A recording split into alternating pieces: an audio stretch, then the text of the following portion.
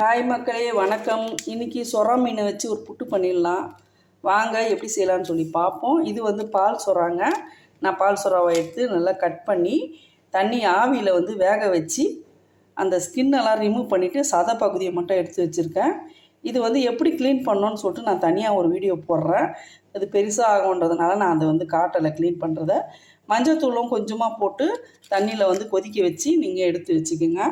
நல்லாவே வந்து அது மேலே இருக்கிற ஸ்கின் வந்து ரிமூவ் ஆகி அழகாக வந்துடும்.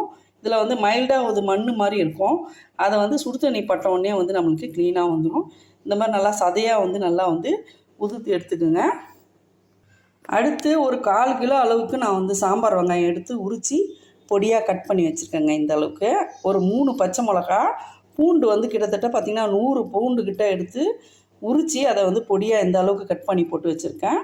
ஒரு துண்டு இஞ்சி துண்டு வந்து அதுவும் வந்து பொடியாக கட் பண்ணி போட்டு வச்சுருக்கேன். இஞ்சி பார்த்திங்கன்னா பூண்டை விட வந்து இஞ்சி வந்து கொஞ்சம் கம்மியாகவே போட்டுக்கோங்க.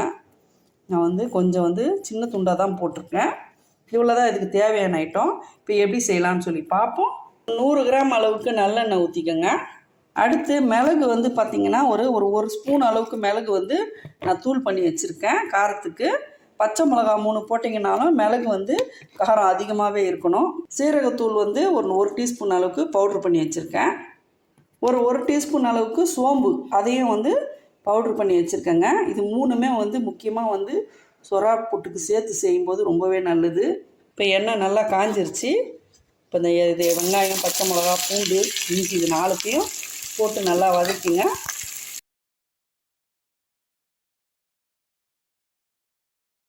நான் இந்த மீன் பார்த்திங்கன்னா முழு மீனாக வாங்கினேன். அதனால் வந்து எனக்கு வந்து நிறையவே சதை கிடச்சிருக்கு.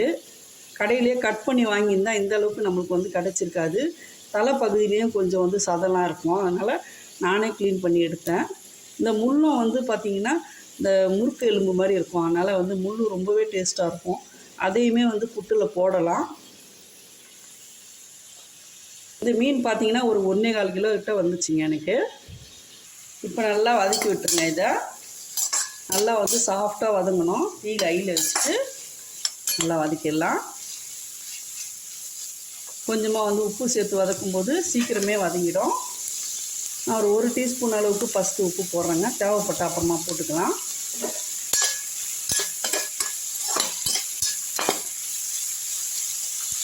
பொடியாக நறுக்குன கருவேப்பிலை கொஞ்சம் போட்டுக்கலாம். அதுலேயே நல்லா வதக்கி விட்டுருவோம். இது வந்து நீங்கள் வந்து நல்லெண்ணெயில் செய்யுங்க. அதுதான் வந்து உடம்புக்கு ரொம்பவே நல்லது. பால் கொடுக்கும் தாய்மார்களுக்கெலாம் வந்து இந்த வந்து சொரா புட்டுன்றது ஒரு அரிய ஒரு உணவுங்க. இதில் வந்து பால் வந்து நல்லாவே சுரக்கும். இது நீங்கள் செய்து கொடுத்தீங்கன்னா இந்த மாதிரி மாடலில் நிறைய பூண்டு போட்டு செய்யுங்க. அது உடம்புக்கு ரொம்பவே நல்லது. ஒரு டீஸ்பூன் அளவுக்கு மஞ்சத்தூள் போட்டுக்குங்க. மஞ்சத்தூள் வந்து வீட்டில் அரைச்ச ஒரிஜினல் மஞ்சத்தூளாக யூஸ் பண்ணுங்கள். அதுதான் உடம்புக்கு ரொம்பவே நல்லது.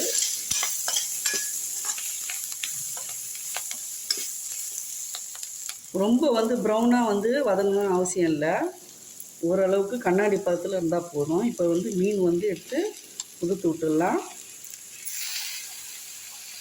நல்லா 4 கைப்பிடி அளவுக்கு வந்துச்சுங்க. நிறையவே இருக்குது மீன். இப்போ 1 கிலோ அளவுக்கு நீங்கள் மீன் வாங்கினீங்கன்னா நீங்கள் 1/4 கிலோ அளவுக்கு 1/2 கிலோ கூட போடலாம் சாம்பார் வெங்காயம். நான் இன்றைக்கி 1/4 கிலோ சாம்பார் வெங்காயமும் ஒரு 100 கிராம் பெரிய சைஸ் வெங்காயமும் போட்டு 2த்தையுமே கலந்த மாதிரி போட்டிருக்கேன். இப்போ இது எல்லாத்தையும் சேர்த்து நல்லா வதக்கி விட்டுருங்க. இன்னும் 1 டீஸ்பூன் அளவுக்கு உப்பு போட்டுங்க. ஏற்கனவே ஒரு டீஸ்பூன் அளவு போட்டோம். இப்போ 2 டீஸ்பூன் போட்டிருக்கேன். கரெக்டாக இருக்கும். இப்போ நல்லா வந்து இதை வந்து வதக்கி விட்டுருங்க. போடும்போதே அப்படியே வாசனை ரொம்ப சூப்பராக இருக்குங்க. அப்படியே சொரா புட்டு வந்து சாப்பிட்டுக்கிட்டே இருக்கலாம். அவ்வளோ டேஸ்ட்டாக இருக்கும். இந்த வெங்காயமும் பச்சை மிளகாவும் இந்த மசாலாவோடு அந்த மீனோடு சேர்ந்து நல்லா வந்து கலந்து வரணுங்க. அப்படியே நல்லா வந்து புட்டு பதத்தில் வந்து விரிவிரியாக ஆன பிறகு இதில் இப்போ இந்த ஸ்டேஜில் வந்து நம்ம வந்து இந்த மிளகுத்தூள் போட்டுக்கலாம். மிளகுத்தூள், சீரகத்தூள், சோம்புத்தூள். கண்டிப்பாக இதை 3 சேர்த்து செய்யும்போது டேஸ்ட்டும் நல்லாயிருக்கும். வாயு பிரச்சனைன்றதே ஒன்று வராது. இது சாப்பிடும்போது பால் நல்லா வந்து குழந்தைக்கு நிறையவே பால் உரங்க. குழந்தை முறுக்கி அழுவோம் இல்லைங்களா, இந்த மாதிரி ஸ்டைலில் செய்யும்போது அந்த உடம்பு வலிலாம் போகும். நீங்கள் ட்ரை பண்ணி பாருங்கள். அவ்வளோதான், நல்லா கிண்டி விட்டாச்சு. இப்போ கொத்தமல்லி போட்டுடலாம். நான் கரெக்டாக வந்து ஒரு 100 எண்ணெய் கிட்ட ஊற்றினேங்க. கரெக்டாக இருக்கும் இந்த எண்ணெய். இந்த மீன்லேயே வந்து ஒரு ஆயில் தன்மை மாதிரி வரும், அதனால் அளவாகவே ஊற்றிக்குங்க. அவ்வளோதான். மிளகுத்தூள் வந்து நல்லாவே கலந்துருச்சு. மிளகுத்தூள் போட்ட பிறகு ரொம்ப நேரம் வந்து கிண்ட தேவையில்லை, ஒரு 5 நிமிஷம் கிட்ட கிண்டினா போதும். அவ்வளோதான். கொத்தமல்லி சேர்த்துடலாம். கொத்தமல்லி கருவேப்பிலை நிறையவே போடுங்க, ஜீரணத்துக்கு ரொம்பவே நல்லது. அவ்வளோதாங்க, அருமையான பால் சொரா புட்டு ரெடி. கேஸ் ஆஃப் பண்ணிடலாம். அவ்வளோதான். இதே ஸ்டைலில் நீங்களும் வந்து ஒரு முறை ட்ரை பண்ணி பாருங்கள். இந்த மீன் வந்து எப்படி க்ளீன் பண்ணோன்னு சொல்லிட்டு நான் இன்னொரு நாள் வீடியோ போடுறேன். இது வேறு ஒன்றும் இல்லைங்க, சின்னதாக வந்து ஒரு கடாயில் வந்து தண்ணி வச்சுக்கோங்க. தண்ணி வச்சுட்டு அதில் வந்து ஒரு சிட்டிகை மஞ்சள் போட்டு தண்ணி நல்லா கொதிச்சிட்ட பிறகு மீனை வந்து நல்லா வந்து கழுவிட்டு துண்டு துண்டாக கட் பண்ணி வாங்கியிருந்தீங்கன்னா அப்படியே வந்து நீங்கள் தண்ணியில் போட்டுட்டு ஒரு 5 நிமிஷம் 5 நிமிஷத்துக்கு மேலே கொதிக்கூடாதீங்க, மீன் குழஞ்சிரும். ஒரு கொதி வந்தவுடனே இறக்கி வச்சுட்டு அதை ஒரு தட்டில் எடுத்து ஆறின பிறகு அது மேலே இருக்கிற தோலெல்லாம் வந்து ரிமூவ் பண்ணிவிட்டு சதை மட்டும் எடுத்து வச்சுக்கிட்டு நீங்கள் இந்த மாதிரி ஸ்டைலில் வந்து புட்டு செய்யலாம். டேஸ்ட்டு வந்து ரொம்பவே சூப்பராக வந்திருக்குங்க. இந்த வீடியோ உங்களுக்கு ரொம்ப பயனுள்ளதாக இருந்துச்சுன்னா ஒரு லைக் கொடுத்துருங்க. வீடியோ பிடிச்சிருந்தா லைக் பண்ணுங்கள், ஷேர் பண்ணுங்கள், சப்ஸ்கிரைப் பண்ண மறக்காதீங்க. செய்துட்டு கண்டிப்பாக வந்து கமெண்ட் பண்ணுங்கள். தேங்க்யூ மக்களே.